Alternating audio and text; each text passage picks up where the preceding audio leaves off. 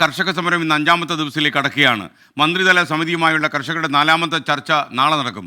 ചർച്ച പൂർത്തിയാകുന്നത് വരെ പഞ്ചാബ് ഹരിയാന അതിർത്തിയായ ശംഭുവിൽ സമാധാനപരമായി പ്രതിഷേധിക്കാനാണ് കർഷകരുടെ തീരുമാനം. ശംഭുവിൽ നിന്ന് നിതിൻ, ശംഭു അതിർത്തിയാണ് നിങ്ങൾക്കറിയാം. അവിടെ നിന്ന് നിതിൻ അംബുജൻ നമ്മുടെ പ്രതിനിധി തത്സമയം ചേരുന്നു. നിതിൻ, ശംഭു അതിർത്തിയിൽ കർഷകർ തമ്പടിച്ചിരിക്കുകയാണല്ലോ, എന്തൊക്കെയാണ് വിവരങ്ങൾ? അവർ വളരെ സമാധാനപരമായി മുന്നോട്ട് പോകും എന്നല്ലേ പറയുന്നത്? Good morning.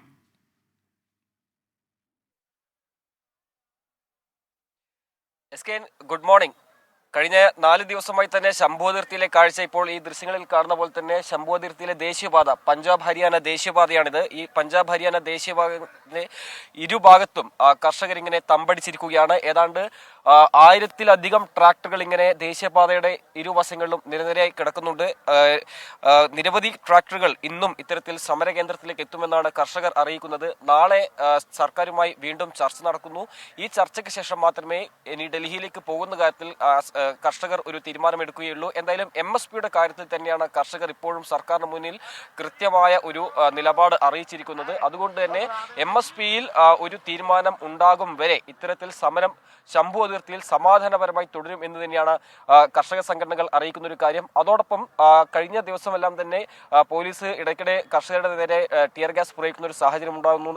മാത്രമല്ല ഇതിന്റെ പശ്ചാത്തലത്തിൽ കർഷകർക്ക് വലിയ തരത്തിലൊരു പ്രതിഷേധം ഉണ്ടാകുന്നുണ്ട്. എന്തായാലും നാളത്തെ ചർച്ചയുടെ പ്രതീക്ഷകളെല്ലാം തന്നെ എങ്ങനെ എന്ന് ചോദിക്കാം കർഷകരോട്.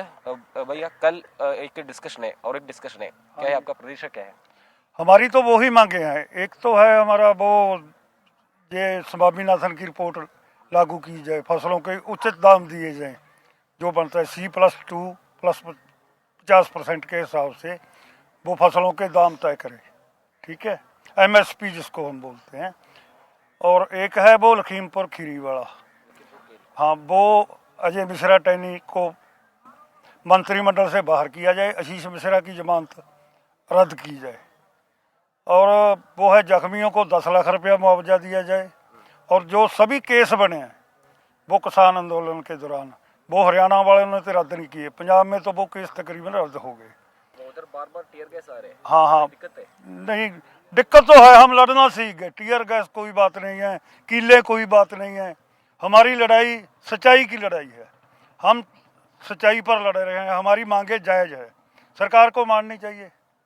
सरकार, हमारी मेन मांग तो ये है कि सरकार WTO से बाहर आए. हमारा डर नहीं है? नहीं, कोई डर नहीं है.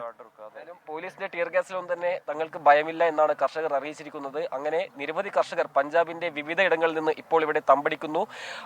ഹരിയാനയിലെ കാഴ്ചകൾ നമ്മൾ കണ്ടിരുന്നു. കഴിഞ്ഞ ദിവസമെല്ലാം തന്നെ ഹരിയാന അതിർത്തിയിൽ എങ്ങനെയാണ് പോലീസ് ഈ സമരത്തെ നേരിടാൻ പോകുന്നതെന്ന് നമ്മൾ കണ്ടതാണ്. കോൺക്രീറ്റ് ബാരിക്കേഡുകൾ തീർത്തും അതോടൊപ്പം തന്നെ ബാരിക്കേഡുകളുടെ മുകളിൽ മുള്ളുവേലി സ്ഥാപിച്ചും കണ്ടെയ്നർ ബാരിക്കേഡ് തീർത്തും അതോടൊപ്പം ഡ്രോണിൽ കണ്ണീർ വാതകം പ്രയോഗിച്ചുമാണ് കർഷകരുടെ ഈ സമരത്തെ പോലീസ് നേരിടുന്നത്. അതിന്റെ വലിയ പ്രതിഷേധം കർഷകർക്കിടയിലുണ്ട്. കാരണം കഴിഞ്ഞ ദിവസം ഒരു കർഷകൻ ഹൃദയാഘാതം മൂലം മരിച്ചിരുന്നു. ഡ്രോൺ ആക്രമണത്തെ തുടർന്ന്, കണ്ണീർ വാതക ആക്രമണത്തെ തുടർന്ന് ദേഹാസ്വസ്ഥ്യം ഉണ്ടായി എന്നാണ് കർഷക സംഘടനകൾ അറിയിക്കുന്നത്. അത്തരത്തിലൊരു ആരോപണം കുടുംബം ഉന്നയിക്കുന്നുണ്ട്. എന്തായാലും വലിയ പ്രതിഷേധം ഈ തുടരുന്നൊരു പശ്ചാത്തലത്തിൽ ഇത്തരത്തിൽ ദേശീയപാതയിലടക്കം കൂടുതൽ ട്രാക്ടറുകൾ ഇവിടെ നിലയുറപ്പിച്ചുകൊണ്ട് സമരം കൂടുതൽ ശക്തമാക്കാൻ തന്നെയാണ് ലക്ഷ്യം വെക്കുന്നത്. അതിനിടയിൽ കേന്ദ്ര സർക്കാരിന്റെ ഭാഗത്തും ചില പുതിയ നിർദ്ദേശങ്ങൾ നാളത്തെ ചർച്ചയിൽ മുന്നോട്ട് വെക്കുമെന്നാണ് കർഷക സംഘടനകൾ അറിയിക്കുന്നത്. ആ നിർദ്ദേശം സ്വീകാര്യമായാൽ മാത്രമേ കർഷകർ ഈ സമരം അവസാനിപ്പിക്കുകയുള്ളൂ. അതല്ലെങ്കിൽ ഡൽഹിയിലേക്ക് പോകും. ഡൽഹിയിലേക്ക് കടക്കുകയാണെങ്കിൽ സ്വാഭാവികമായിട്ടും ശംഭു അതിർത്തി മുന്നോട്ട് പോയാൽ അംബാല, അതിനുശേഷം കുരുക്ഷേത്ര, പാനിപ്പത്ത് അടക്കമുള്ള സ്ഥലങ്ങളിലും സമാനമായ നിലയിൽ തന്നെ പോലീസിന്റെ വലിയ നിയന്ത്രണമുണ്ട്. ഹരിയാനയിലെ വിവിധ മേഖലകളിൽ നിന്നും ഇത്തരത്തിൽ കർഷകർ സംഘടിച്ച് എത്തുന്ന ഒരു സാഹചര്യമുണ്ട്. അങ്ങനെ കർഷകരുടെ വലിയ സംഘടിച്ചുകൊണ്ട് ഡൽഹി ചലോ മാർച്ച്, ഏതാണ്ട് 25,000-ഓളം കർഷകർ വരുന്ന ഡൽഹി ചലോ മാർച്ച് പിന്നീട് ഡൽഹിയിലേക്ക് നീങ്ങാനാണ് ഇപ്പോൾ ആലോചിക്കുന്നത്. എന്തായാലും നാളെ വൈകിട്ട് 5 മണിക്കാണ് ചണ്ഡീഗഡിൽ നിർണായക ചർച്ച നടക്കുന്നത്, 4ാം വട്ട ചർച്ചയാണ് നടക്കുന്നത്. ഈ ചർച്ച കൂടി പരാജയപ്പെട്ടാൽ സ്വാഭാവികമായിട്ടും കർഷകർ ഡൽഹിയിലേക്ക് നീങ്ങും. അതിൽ ഒരു തരത്തിൽ പിന്നോട്ട് പോകില്ല. മാത്രമല്ല പോലീസിന്റെ നിയന്ത്രണങ്ങളെ ഭയക്കില്ല എന്ന് തന്നെയാണ് കർഷകർ ഇപ്പോൾ വ്യക്തമാക്കുന്നത്. Thank you. ശംഭു അതിർത്തിയിൽ നിതിൻ അംബുജനാണ് നമുക്കൊപ്പം ചേർന്നത്.